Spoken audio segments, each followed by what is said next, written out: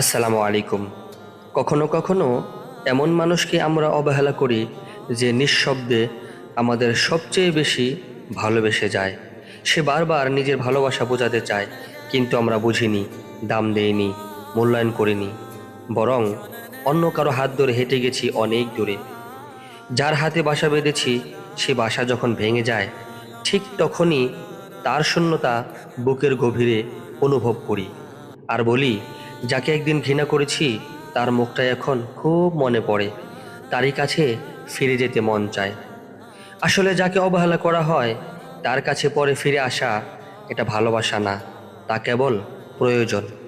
কেউ যদি আপনাকে নিঃস্বার্থভাবে ভালোবাসে তাকে অবহেলা করবেন না। একদিন হয়তো আপনি তার চোখে নিজেকে খুঁজবেন, কিন্তু সে তখন আর তাকিয়ে থাকবে না।